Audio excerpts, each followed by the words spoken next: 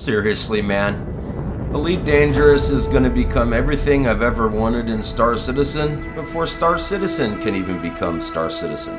So what's really unique about Odyssey in the Elite Dangerous universe is that for the very first time we're going to allow people to set foot on the planets and in spaceports and explore the world in this new perspective.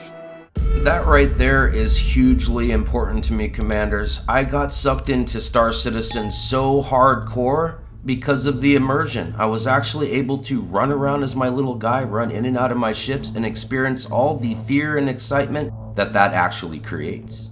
We've tried to maintain what we felt was a core part of Elite, which is freedom of choice. And we really embraced that with Odyssey and have transposed all of those careers back down onto an on-foot experience. The one thing that I absolutely love about Elite Dangerous is the honey badger mentality. Man, I could just do what I want whenever I want, and that's the way it is.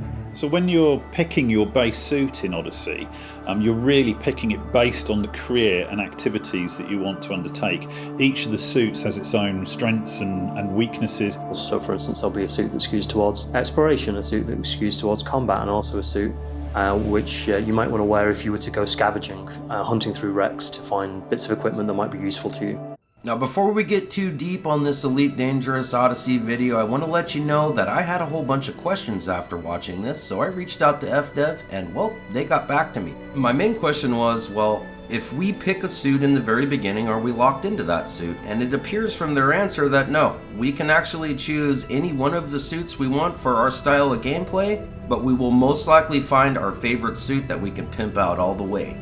The next question I had about the suits, well, if we can expect to pimp them out, does that mean we actually get to find or earn upgrade modules somehow during gameplay?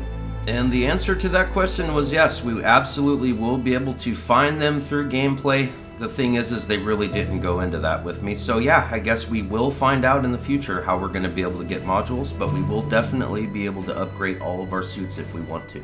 So we allow the player to disembark at outposts, planet ports, spaceports. So all of these are great places to find work and undertake missions, but also now you can go to our new settlements, which are a kind of more Dust Bowl, Wild West towns that you'd find on the edges of civilization. So it's cool and all to have new content and all these new Dust Bowls on the fringes of the galaxy and such, but what does that really mean to all the other places we've already explored in the past, like Dav's Hope and all that? Are they going to get upgraded? Well, the answer to that is yes, they are going to be getting upgraded, and we're going to be able to interact in those areas on foot. As long as it was a landable place in Horizons, well, all those places are getting upgraded, and it's going to be really, really neat to visit them on foot and see what that is going to be all about. When you find these settlements, I think you'll want to travel into them and see what the lay of the land is, see what options and opportunities they offer, and decide which way you're going to play. Chris, my dude, you talk about options and possibilities and the lay of the land and such, man. Right now, I'm putting out the Dav's Hope initiative. Let's see how many commanders we can stuff in there on day one of Space Lakes and see what kind of opportunities are around in that area together. With Odyssey, for the first time, we'll have fully modelled and fully animated characters appearing in game, and they will feel part of the universe and extend the narrative that's there. They will be moving through these spaces, you'll be able to interact with them, some of them will speak to you, so we've had to work on getting those performances right. This is one of the aspects of future Elite Dangerous and Odyssey that is just absolutely freaking me out with excitement. It's about the immersion process of Elite Dangerous. I'm actually going to be able to seriously interact with these NPCs, and they're going to talk, and they're going to kind of seem like they're flowing natural, like an actual person will move when they're talking to me. And will I be able to get missions from them and all this kind of stuff? It's freaking me out, man. I cannot wait to freaking do this. It's a whole new way of exploring the game. You'll hear the settlement, how alive it is. You'll hear announcers. You go into buildings and the soundscape changes. It's the very first time that you're experiencing the sound of Elite Dangerous, not inside a ship or inside a little vehicle, but inside a body. Like many older men, yep, I have a bucket list, and it would definitely be to meet Matthew here and his team and shake his hand. God, man, that's one thing about Elite Dangerous. The engagement is all about the music. Now, I can't wait to experience that in Space Lakes, because, man, Meeting people who you can relate to in places is the way you can feel grounded in this quite fantastical universe. And there's going to be a lot of players transferring from the main game who have never experienced this before, but will understand how it feels to be in that universe. And for me, that universe is Star Wars. If you can make me feel like I'm in the universe of Elite Dangerous, oh my goodness, man. I don't even know what to say. Other than if you pull it off, it's gonna be freaking glorious, bro. All of the NPCs that you encounter in Odyssey are all generated as part of the background sim. So if I go to a port or a settlement, the NPCs that I'm going to find there will be affiliated with the faction that owns that settlement. So we're driving some personality into our NPCs via the background sim connection, and I think that's an amazing addition. Alright, so that actually intrigues me right there. Are they going to treat you differently? Say you pledge Federation and you show up at an Empire station, are they going to actually have different dialogue for you? Man, cannot wait to find out when Space Legs comes out.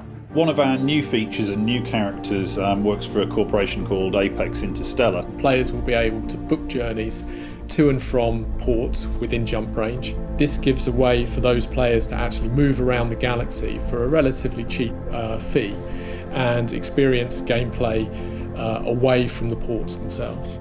So that right there kind of intrigued me, but it also concerned me as well. Like, are we going to have Star Trek beaming technology from planet to planet? And if so, how come we don't have that on our ships, etc., etc.? So the question I proposed to the FDev team, is this really going to be beaming technology, seriously, or is it going to be something different like a transport? The answer relieved me because I'm not ready, even in the year 3306, to have myself beam somewhere while my original copy gets destroyed. So yeah, it's going to be a ship transport, although they were unclear on how long that transport's going to take. So within the on-foot gameplay, the primary way of earning credits is to actually undertake missions and obviously complete them successfully.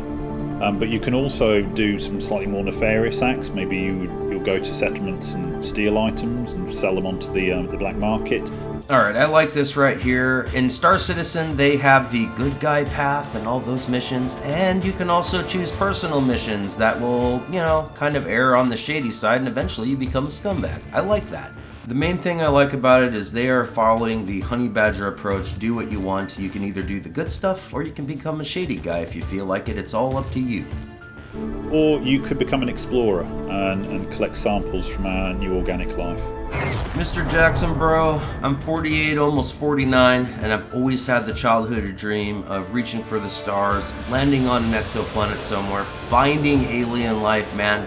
Dude, I am so excited for this next update because I am definitely going to be the microbe collection guy. With Odyssey, we've worked really hard to maintain player agency. We want players to have the choice about how they play Elite. If players want to continue in their ship gameplay, absolutely.